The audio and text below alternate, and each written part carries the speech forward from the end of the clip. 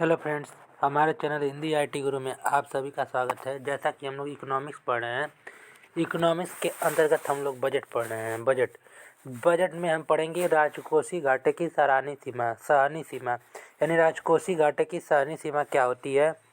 राजकोषीय घाटे का लाभ ग्रेटर देन राजकोषीय घाटे की हानि, यानी राजकोषीय घाटे में जो लाभ होता है और राजकोषीय घाटे में जो हानि होती है उसके अधिक होती है। राजकोषीय घाटे की वह उच्चतम सीमा जिस पर राजकोषीय घाटे का लाभ राजकोषीय घाटे की हानि से ज़्यादा होता है, वह उच्चतम बिंदु राजकोषीय घाटे की सहनीय सीमा कहलाता है।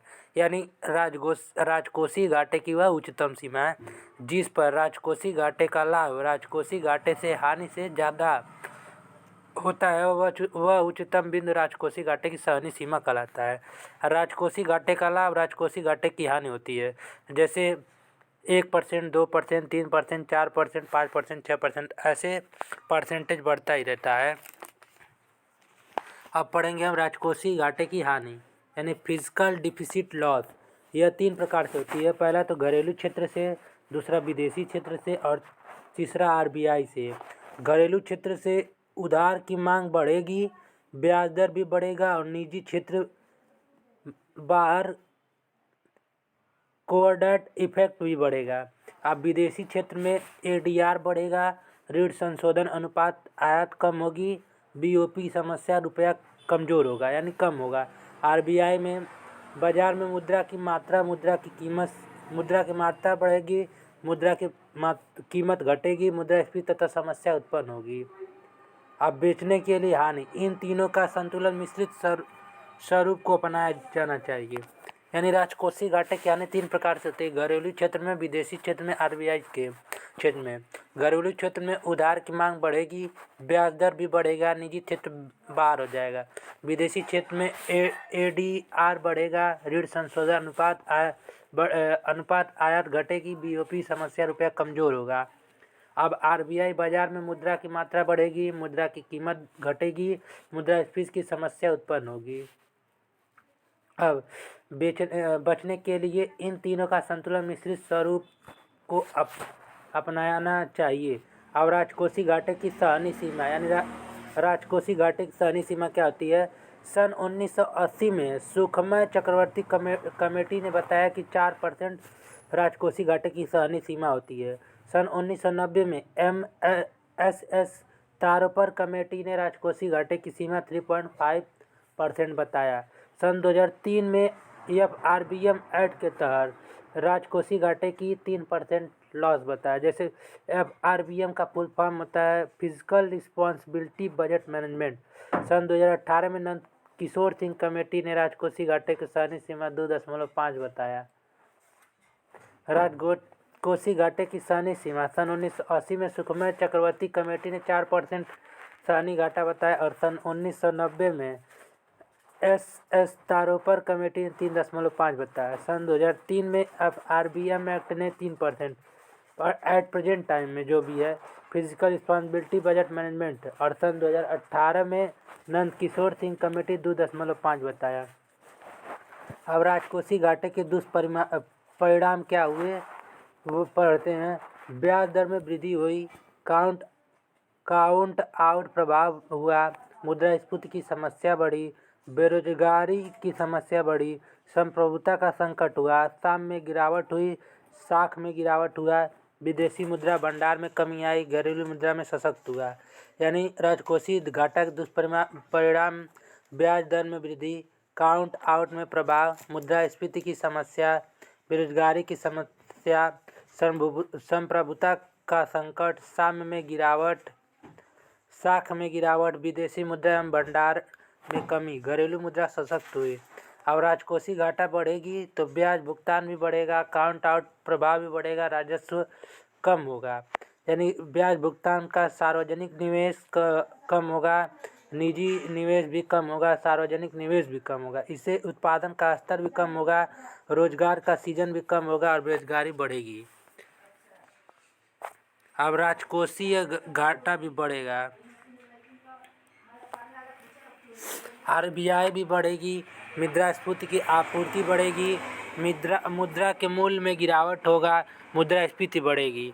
अब राजकोषीय घाटा बढ़ेगी, विदेश से उधार अधिक होगा।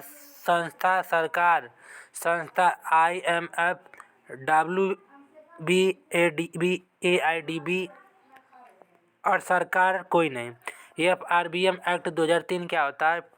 फिजिकल रिस्पॉन्सिबिलिटी बजट यानी राजकोषीय घाटे सहनीय सीमा, इसमें विधायिका के द्वारा लिया गया स्टेप होता है। सन 1990 ईस्वी में आय कम होने पर व्यय अधिक हुई। ग्लोबल इकोनॉमिक 1970 से 75, न्यूजीलैंड ऑस्ट्रेलिया की। अब GRH एक्ट क्या होता है? विभाग, मंत्रालय और व्यय सीमा, राजकोषीय घाटा, आर्थिक समस्या एवं विधायी उपाय। INIPEP दिल्ली अध्यक्ष राजाजी चलैया। FRBM एक्ट 2003 राजकोषीय घाटा 3%, राजस्व घाटा अतिरिक्त। FRBM रूल विजय कलेलकर। टास्क फोर्स रेड मैप 5 वर्ष 2003 से 4, 2004 से 5, 2005 से 6, 2006 से 7, 2007 से 8, 2008 से 9, सबसे ज़्यादा 4 वर्ष का समय होता है।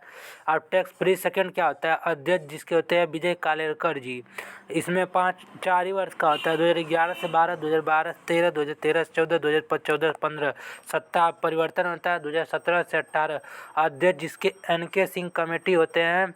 FRPM अप्रासंगिक NK सिंह अध्यक्षता रोड मैप। अब राजकोषीय घाटा, राजस्व घाटा ईयर 2017 में राजकोषीय घाटा 3.0%, राजस्व घाटा 2.1%, डिपिट GDP 47.3%। अब 2018 से 19 में 3.0%, राजस्व घाटा 1.8%, 46.550% डिप्टी बजट। और 2019 में 3.0% राजकोषीय घाटा, राजस्व घाटा 1.6%, 43.7% डिपिट GDP। 2020-21 में 2.8% और राजस्व घाटा 1.3%, 42.2%। और 2021-22 में 2.6% राजकोषीय घाटा, राजस्व घाटा 1.3%, 42.2%। 2020 से 21 में 2.8 राजकोषीय घाटा, राजस्व घाटा 1.3% और डिपिट GDP 42.2%। और 2021-22 में 2.6% राजकोषीय घाटा, 1.1% राजस्व घाटा और 40.3% डिपिट GDP। 2022-23 में 2.5% राजकोषीय घाटा, राजस्व घाटा 0.8%, 38.7% डिपिट GDP।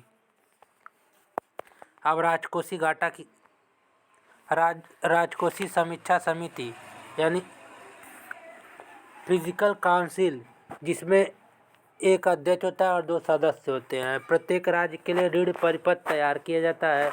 RBI को ऋण के लिए मना किया गया कुछ विशेष उत्पाद को छोड़कर, नकदी की समस्या होने पर। यानी राजकोषीय समीक्षा समिति के 3 सदस्य होते हैं, जिसमें एक अध्यक्ष होता है और 2 सदस्य होते हैं। प्रत्येक राज्य के लिए ऋण परिपत्र तैयार किया जाता है। RBI को ऋण के लिए मना किया गया है कुछ विशेष उत्पाद को छोड़कर, नकदी की समस्या होने पर। अब टाइप ऑफ बजट यानी बजट कितने प्रकार के होते हैं? पहला तो लाभ का बजट, यानी लाभ का बजट क्या होता है? इसमें प्राप्तियां बढ़ती है और व्यय घटता है। विकसित देश सदैव लाभ का बजट प्रस्तुत करते हैं। लाभ का बजट में प्राप्तियां बढ़ती हैं, व्यय कम होता है। विकसित देश सदैव लाभ का बजट प्रस्तुत करते हैं। अब हानि का बजट, इसमें प्राप्तियां घटती हैं, व्यय बढ़ता है। विकासशील देश सदैव घाटे की बजट को प्रस्तुत करते हैं, यानी विकासशील देश सदैव घाटे की बजट प्रस्तुत करते हैं। अब संतुलित बजट, प्राप्तियां बराबर व्यय, यानी प्राप्तियां और बराबर दोनों एक समान होता है। ग्रीन बजट, संसाधन, ग्रीन इकोनॉमी, सस्टेनेबल डेवलपमेंट, हरित अर्थव्यवस्था। बजट वह प्रारूप जो सतत विकास के लक्ष्यों को ध्यान में रखकर पेश किया जाता है। यानी बजट वह प्रारूप है जो सतत कंटिन्यूअस विकास के लक्ष्यों में को ध्यान में रखकर पेश किया जाता है, जिसे ग्रीन बजट कहलाता है।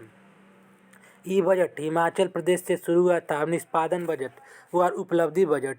प्रमोस बजट, उपलब्धि बजट, यह USA से लिया गया, जिसे हुबर आयोग भारत में 2005 में आया, जिसे PM चिदम्बरम ने लिया है। बजट वह प्रारूप है जिसमें किसी योजना को लक्षित करके बजट पेश किया जाए तो ऐसा बजट निष्पादन बजट कहलाता है।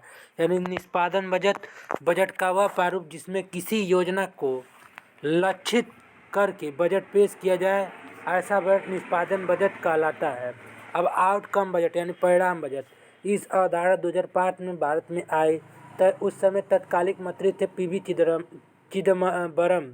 बजट का वह प्रारूप जिसमें योजना के अतिरिक्त कुछ अन्य मदों के बजट पेश किए जाते हैं उसे आउटकम बजट कहलाता है। यानी बजट का वह प्रारूप जिसमें योजना के अतिरिक्त कुछ अन्य मदों के बजट पेश किए जाते हैं उसे आउटकम बजट कहते हैं। अंतरिम बजट का वह प्रारूप जो लोकसभा के चुनाव के दौरान पेश किया जाता है उसे अंतरिम बजट कहलाता है। यानी बजट का वह प्रारूप जो लोकसभा के चुनाव के दौरान किया जाता है वह अंतरिम बजट कहलाता है। पहला अंतरिम बजट आर षणमुखम सेठी के द्वारा सन 1948 में पेश किया गया। यानी पहला अंतरिम बजट आर षणमुखम सेठी के द्वारा सन 1948 में पेश किया, जिसमें स्वतंत्र भारत का पहला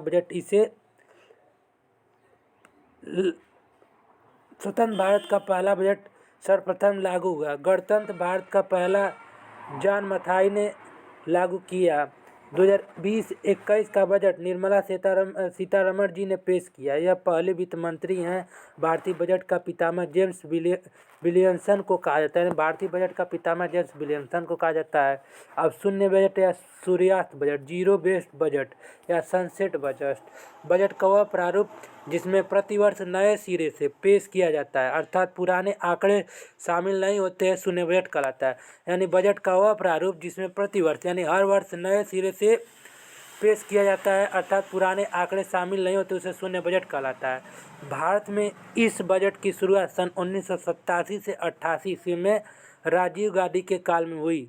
यानी भारत में इस बजट का शुरुआत सन 87 से 88 ईस्वी में राजीव गांधी के शासनकाल में हुई। इस समय के वित्त मंत्री वीपी सिंह थे। जो शून्य बजट अमेरिका से पिट्स और पीटर्स के द्वारा लाया गया। अब नेक्स्ट वीडियो में हम नेक्स्ट टॉपिक पर, तब तक के लिए थैंक यू।